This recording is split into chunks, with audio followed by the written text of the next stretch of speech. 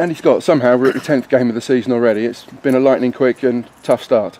Yeah, it flies by. It's a hectic schedule at the beginning of any season, but they've changed it around the conference this year to put more games at the beginning of the season due to the difficulties with the weather last year, and it makes it tough. They come thick and fast, and when you get a couple of injuries and stuff, it's difficult to keep the side consistent. But it's the same for everybody. We've had some tough games, and we've got some very difficult games coming up. But I think that what this season's shown is that the conference is as tough as ever, and there's some every side has a right go at it, and it's a very tough league to play in. So.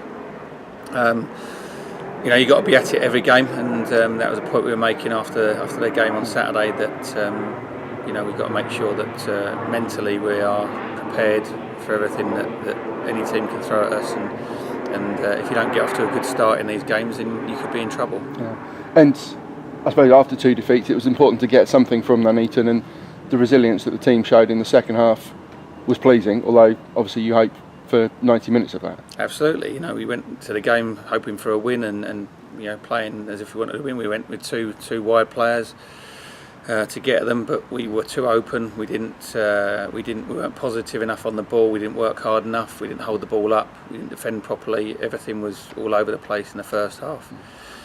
And the second half was more like us, and that's the disappointing thing, is that we didn't start that way, because it's a lost opportunity, I felt.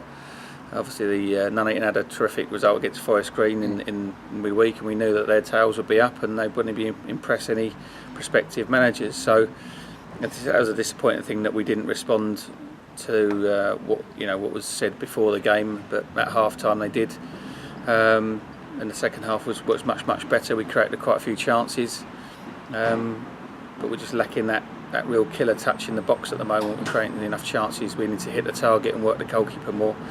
But it's got to be a wake-up call that we can't underestimate any team that we play against, and we know that as management staff, and the players have got to put that into practice and make sure every game they approach it as if it's the toughest game of the season. Braintree have again started well. They had an excellent majority of the season last year, but that's based more this season on home form than away form. But there'll still be a tough challenge here tomorrow night. Yeah, it's about confidence. They're playing well. They've scored some goals. They're difficult to play against. Alan's had his side together for quite a long time now. They lost a couple of players, but the majority of their side has been together, and I think that's showing now with the sides that we're playing. Woking have been together for a while. Grimsby have been together for a while. Braintree have, Halifax have. The sides that are consistent in their keeping their squads together usually do quite well once they work out what the league's about. But Braintree do what they do very well. We had 2 tough games against them last year. Particularly up at their place, they made life very difficult for us. We gave a real poor goal away. But they work extremely hard for each other. They make life difficult. They're strong, they're powerful and organised, and we've got to be able to break them down, but be able to limit their threats and what they do going forward as well. So, if anything, Nuneaton should be a wake-up call for the players that it's got to be from the off, and we've got to come out trying to get the 3 points. We've got a good record at home. We were disappointed against Woking, obviously, but we need to bounce back from that. Another 3 points gets us close to the top 5, and puts a different perspective on things. And that strength, maybe the directness of a side, the team showed they can cope with that at Halifax, and that you've got to replicate that sort of resilience tomorrow night. It doesn't matter who you play against. You got to win. The classic cliche is you got to win the battles before you win the war. And we didn't in the first half at Nuneaton. We lost too many battles all over the pitch. We were second best.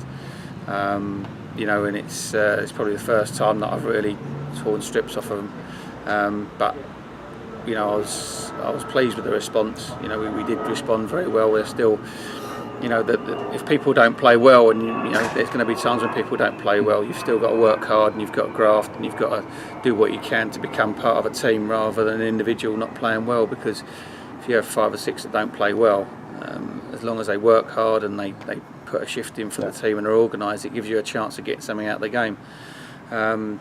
So we've got to make sure that that we've got players that play within a team framework, and not everyone's going to play well every week, but you've still got to apply yourself properly, and you've got to be part of a team that tries to get a win out of the game.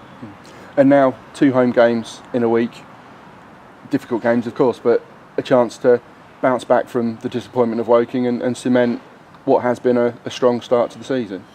Yeah, I mean we've got to back that up with points, and it's all very well saying we've played well, because we have, but there's been spells when we haven't played well.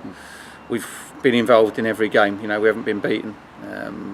We've lost a few games, but we haven't been beaten like we were last year, and we've stayed in the game. We've given ourselves a chance, and we're always in the game. We've got to be a bit more clinical and take our chances when we get them, because that's the key. We scored 10 goals and conceded 8. We've got a reasonable defensive record, but we need to score more goals. It wasn't really a problem for us last year, but we got it's got to come from everywhere, and it was pleasing that Sam Hatton came on and scored a good goal. He's got capable of scoring goals, but we need everyone to chip in, and it's important that we do that. But we look organised. We look like we've got give ourselves a chance in every game, and that's important that you do that. Last year we went 1-0 down and then 2-0 down straight away in several games, and we're out of sight and we couldn't get back into the game. This year we feel that we've got an opportunity all the time, and we keep going to the end. Even on Saturday we're still pushing to try and get the winner in the last few minutes, and changing and putting attacking substitutes on, and that's what we want to try and do. That's our philosophy certainly for this year, is to go for it and with the games, and we believe in the players and trust in them. But they've got to show that back to the teammates and to the fans and to us every week, and I think they've learnt from that Saturday, and I hope they have, and the proof in the pudding is on Tuesday night. And over the weekend we've had individual recognition for 2 players, Jordan Roberts and Joe Osler, getting call-ups from Paul Fairclough for the England C squad.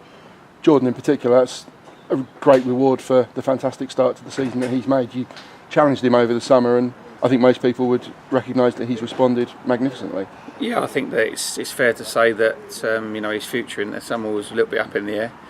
I think even from the fans' point of view, that he had some winning over to be done, but he accepted the challenge, and he understood exactly what was being said to him and what people's reservations about him were. But he's come back as a stronger character mentally. We always knew physically he had the capabilities, but he's proven, whether he's played left back or left side midfield, what an asset he is to us, and he's getting there with his consistency as well now, which is fantastic. But he's a real modern day footballer. He's strong, he's quick, he's powerful, he's good in the air, he's got a nice left foot, and now he's starting to believe in himself, and showing it in games regularly, and to be recognised by England C call-up is just reward for him. We're delighted for him. And Joe obviously was involved in the squad last year, and he's on the standby. And since his injury last December, he's come back and been very, very consistent in what he's been doing. So it's nice to see that the club is getting recognition, and the players individually, and that it is showing that we have got some good players here. But it's about making sure that they stay doing that, and they keep getting the recognition that they deserve.